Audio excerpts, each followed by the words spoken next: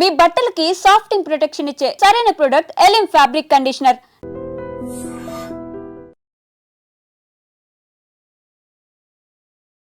రేవంత్ రెడ్డి గారిలో నాకు మంచి లక్షణం ఏంటంటే మిగతా వెళ్ళడంలో కూడా మనసులో అంతా చెప్పేస్తాడు. బోళా మనిషి. ఇది చెప్పింది వాస్తవమే. పార్టీలకు అతీతంగా మీరు ఏ పార్టీనైనా మీరు కూర్చోండి, ఎమ్మెల్యేలు కానీ, ఎంపీలు కానీ, మంత్రులు కానీ, ముఖ్యమంత్రులు కానీ, పార్టీని మర్చిపోండి. ప్రైవేట్ కానీ పబ్లిక్ అందరూ చెప్పలేకపోవచ్చు, కానీ అందరి మనసుల్లో ఏ వేదన ఉన్నది.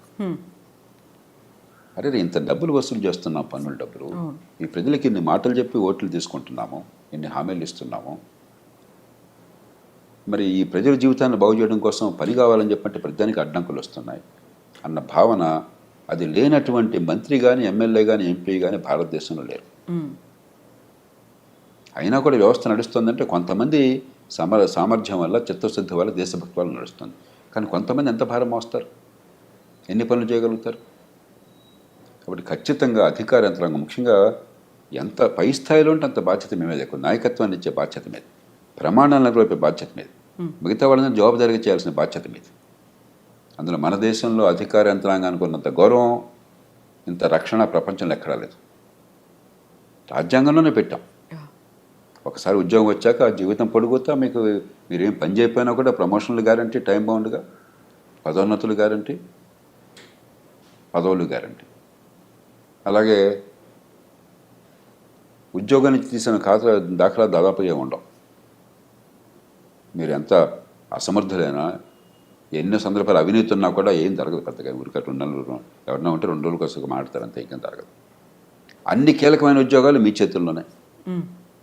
అది ఎలాగో ముఖ్యమంత్రికి కూడా తెలియదు ఎందుకు అలా జరిగిందో. కార్డర్ రూల్స్ అని పెట్టేసి, కార్డర్డ్ పోస్ట్ అని పెట్టాను, కార్డర్డ్ పోస్ట్ అని పెట్టేసి రకరకాల రూపాలతో ప్రభుత్వాలకు కూడా అర్థం కాని రీతిలో కీలకమైన పదవులన్నీ మీకే.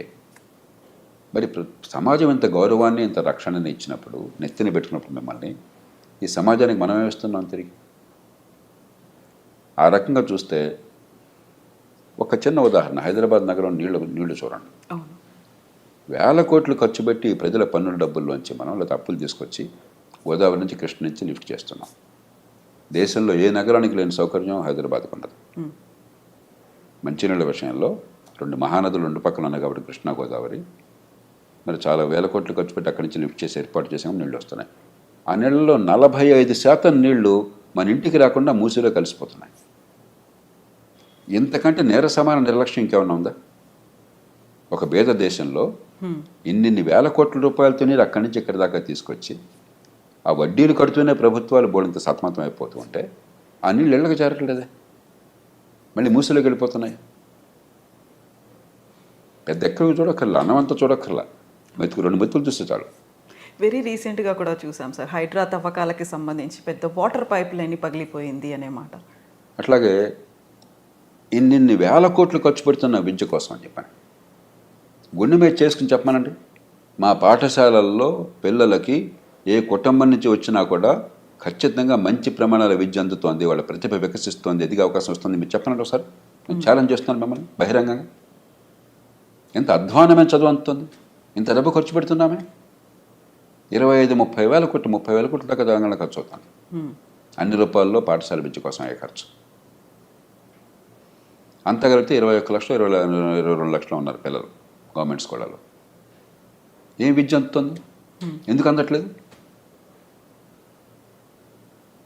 ఏదన్నా పట్టుకోండి, మీరు ఏ రంగమైనా పట్టుకోండి. ట్రాఫిక్ ఉంది, ఎందుకు నరకం అవుతుంది? అక్కడ రెడ్ లైట్ ఉంటే జడ్డును వెళ్తుంటే వాడి మీద ఏమి రకమైన హారన్ మోగించుకుంటూ, తిట్టుకుంటూ. కాబట్టి ఏదన్నా చూడండి, మన జీవితంలో రోజువారీగా మనకు కావాల్సింది ఏదన్నా చూడండి, ప్రజలు నరకం అనిపిస్తున్నారు. ఎందువల్ల? ఇది కేవలం రాజకీయ నాయకుడు బాధ్యతనా? రాజకీయ నాయకుల్లో తప్పులు లేదని అంటే రోజు నేను విమర్శిస్తుంటా. తప్పులు ఉన్నప్పుడు రాజకీయ వ్యవస్థలో తప్పులు చాలా ఉన్నాయి, కానీ రాజకీయ వ్యవస్థ అడ్డుకొని అనేక సందర్భాల్లో కూడా మంచినీళ్ళు అందరికంత ఏర్పాటు చేస్తే ప్రభుత్వం నాకు కాదంటారండి? మంచి విద్య అంతా ఏర్పాటు చేస్తే ప్రభుత్వం నాకు కాదంటారండి? ట్రాన్స్పోర్ట్ సిస్టమ్ బాగా ఇంప్రూవ్ చేసి అందరికీ సౌకర్యం కలిగిస్తే ఏ ప్రభుత్వం నాకు కాదంటుందండి? వేరే విషయాల్లో జోక్యం చేసుకోవచ్చు, వాళ్ళ లాభం కోసమో వాళ్ళ స్వార్థం కోసమో. ప్రజలందరికీ మంచి సౌకర్యాలు ప్రజలు ఇచ్చిన డబ్బుతో సరిగ్గా అందజేస్తే ప్రభుత్వానికి కీర్తి వస్తుంది, ఓట్లు వస్తాయి కదా. ఎవరన్నా కాదంటారా? ఏ మంత్రులన్నా కాదంటారా? ఏ ఎమ్మెల్యేనా కాదంటారా? కాబట్టి ప్రతిదానికి రాజకీయం వంక పెట్టి మధ్యతరగతి వర్గాలు రాజకీయంలో వాళ్ళని తిడతారు కాబట్టి భారం అంతా వాళ్ళ మీద వేసి నపం పెట్టేసి మనం కూర్చుంటే అది ధర్మం కాదు. ఎందుకని సార్ సమన్వయ లోపం అనేది ఉంటుందా ఇటు ప్రభుత్వానికి ఇటు అధికారులకి మధ్య? లేదు కొన్నిసార్లు మనం చూసాము ప్రభుత్వం మంత్రులు లేకుంటే ముఖ్యమంత్రి క్యాబినెట్ అంతా ప్రెషర్ అంతా వీళ్ళ మీద పెడుతున్నారు, లేకుంటే మేము చేసినట్టుగా మీరు చెప్పినట్టుగా మీరు పని చేయండి అనే మాట, ఆ తర్వాత బ్లేమ్ నేను అవుతున్నారు. కాదంటలా, కానీ ఆ మాట అనే అర్హత ఇప్పుడు వస్తుందంటే మీకున్న పరిధిలో మీరు చాలా సమర్థంగా పనిచేసి ప్రజలకు ఫలితాలు ఇచ్చినప్పుడు వాళ్ళకి నచ్చకపోవచ్చు, ఏమండి ఇలా కాదు ఇంకోటి అంటే మీ మాటకు గౌరవం ఉంటుంది. ప్రధానంలో నో అన్న మాటే మీ నుంచి వచ్చి మీ నుంచి ఏ పని కాకుండా ఉండి ప్రజలకు పనికి వచ్చేది జరగకుండా ఉండి మీరు ప్రధానికి నో అంటే వాడి నుంచి గౌరవిస్తారు మమ్మల్ని, ఎన్నికైన వాడు వాళ్ళమే ఒత్తిళ్ళు ప్రజల నుంచి చాలా ఉన్నాయి పొద్దున్న సాయంత్రం దాకా. కాబట్టి ఈ వంక పెట్టేసి రాజకీయంలో ఉన్న వాళ్ళని తిట్టేసి మనం కూర్చుంటే ఎట్లాగా? ఈ సమాజం ఎంత గౌరవాన్ని ఇస్తుంది, ఎంత పోషిస్తుంది మిమ్మల్ని. ఇందాక నేను కొన్ని ఉదాహరణలు ఇచ్చాను. వీటిలో రాజకీయం ఏది వద్దని చెప్పండి నాకు. వీటిలో ఏ ఒక్కటైనా సరే ఒక ముఖ్యమంత్రి కానీ ఒక పార్టీ నాయకుడు కానీ ఏ పార్టీ ప్రభుత్వంలో ఉన్నా సరే మీరు ఇది చేయవద్దయా, ప్రజలకు అసౌకర్యం కలిగించండి, ప్రజలకు రవాణా వద్దు, ప్రజలకు మంచినీటి సరిగ్గా అందొద్దు, మురుగునీటి పరిధులు సరిగ్గా అవుతున్నాడు అని చెప్పాడా? కాబట్టి రాజకీయంలో వాళ్ళు తప్పు చేయట్లేదు నేను అంటలా, కానీ కొన్ని రంగాల జరుగుతుంది చట్టబద్ధ పాలన లేదు, నిజమే. ప్రధానంలో రాజకీయ జోక్యం ఉంటుంది పోలీస్ కేసుల్లో, నిజమే. పక్కన పెట్టేద్దాం, దానికి ఏం చేయాలో ఆలోచిద్దాం. కానీ అదేం లేకుండా చాలా రంగాలు ఉన్నాయి. అక్కడ మీరేం చేస్తున్నారు, ఎందుకు చేయటం లేదు? అంచేత ఎవరినో బాధ్యులుగా చేస్తే లాభం. దీనికి మనందరం బయట ఉన్న వాళ్ళం కూడా సమిష్టిగా బాధ్యత తీసుకోవాలి. రాజకీయంలో ఉన్న వాళ్ళు సహజంగా ఎన్నికైన వాళ్ళు బాధ్యత మనం పెట్టాం కాబట్టి వాళ్ళ బాధ్యత తీసుకోవాలి, దాని అనుమానం లేదు. కానీ పాలనా యంత్రాంగం, న్యాయ వ్యవస్థ, పత్రికా ప్రపంచం, మరి ప్రభుత్వాలు బయట ఉన్నటువంటి కాస్త కూస్తో పలుకుబడి అంటే మనందరం నేను కూడా బాధ్యత తీసుకుంటున్నాను, నా తప్పు కూడా ఉందని అనుకుంటున్నాను. అంతేకాకుండా ప్రతివాడిని వాడిని చూపెట్టేసి వాడు తప్పు చెప్పేసి ఇది తప్ప.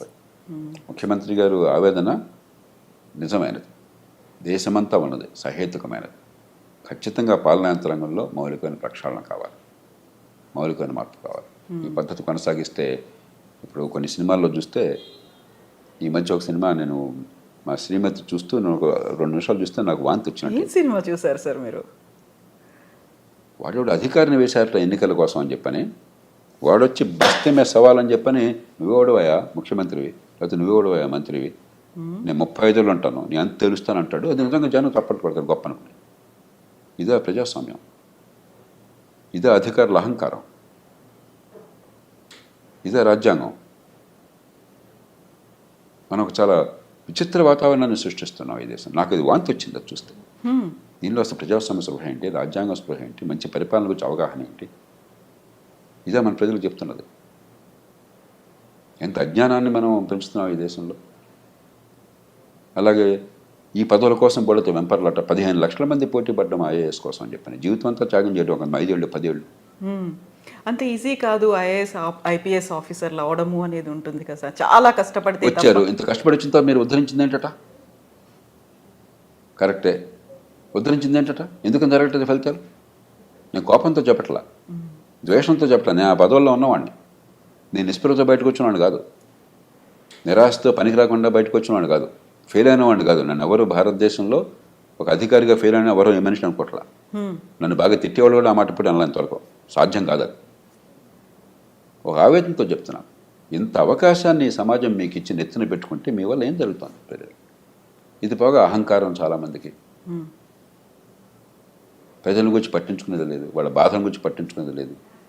మరి కొంతమంది ఏదో సెలబ్రిటీలు అని చెప్పనుకుని సోషల్ మీడియా అట వెనకాల ఏదో కెమెరాలతో తిరుగుతుంటారట. ప్రభుత్వాలకు సిగ్గుంటే డిస్మిస్ చేయాలి వాళ్ళని. మనం బ్రిటిష్ పరిపాలనా యంత్రాంగాన్ని అనుకరించాం. ఎనానిమిటీ దానిలో ముఖ్యమైనది, మెరిటాక్రసీ, మీ ప్రతిభ వల్ల రావటం, పొలిటికల్ న్యూట్రాలిటీ, పక్షపాత రాజకీయాలు లేకుండా ఉండటం, ఎనానిమిటీ, పబ్లిక్ సర్వీస్, ఇవి మౌలికమైన లక్ష్యాలు. అవన్నీ మర్చిపోయి మీరేదో స్టార్లాగా బిహేవ్ చేయటం నాకు అర్థం కాదు. ఎంత విచిత్రంగా ఉంది అసలు, ప్రవర్తన అంత వెకిలిగా ఉంది. దాన్ని ఎలా సహిస్తున్నారు ఈ రాజకీయంలో ఉన్నవాళ్ళు? దానికి ముఖ్యమంత్రి గారిని కూడా బాధ్యతలు చేస్తున్నాను. మీరేం చేస్తున్నారు మరి?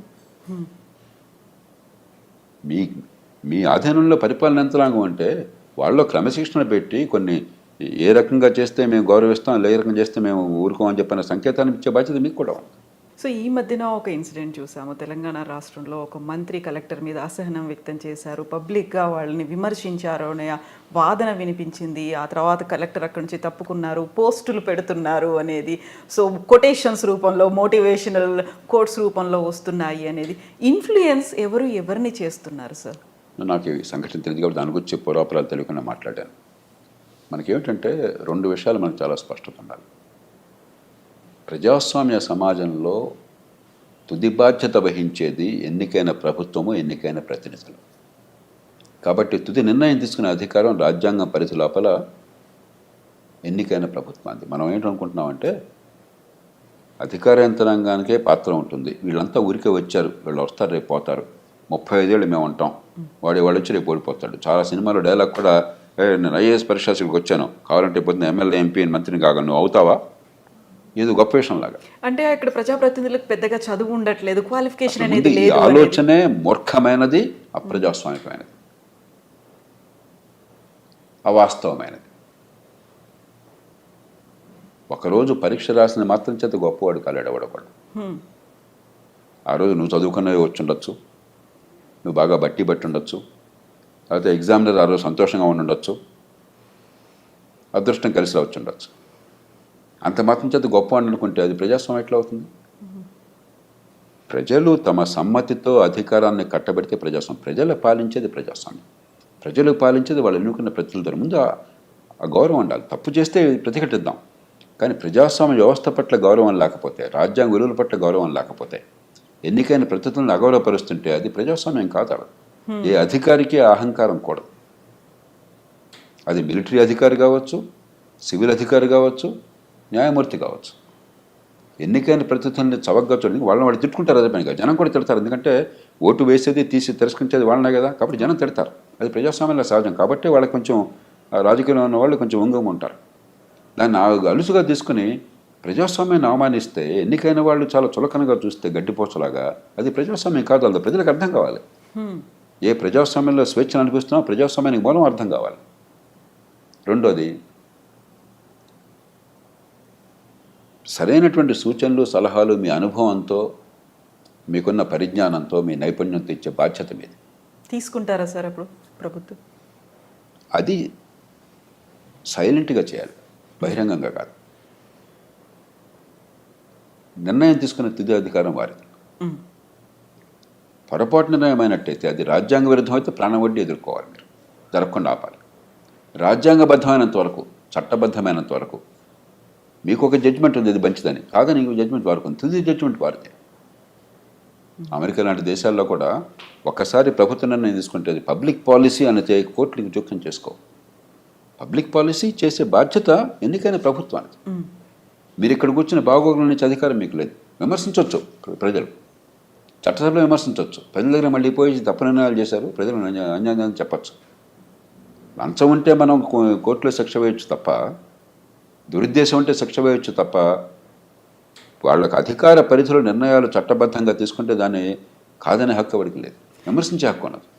సార్, ఇక్కడ ఇంకొక వాదన ఉంటుంది. ప్రభుత్వాలు మారినప్పుడల్లా అక్కడ ప్రభుత్వంలో ఉన్నటువంటి మంత్రులు, మంత్రివర్గం, సీఎం అందరూ పోతారు. ఏదైనా నిర్ణయాలు తీసుకున్నట్టు మాత్రం బాధ్యులు బలయ్యేది అధికారులే అనే మాట సార్.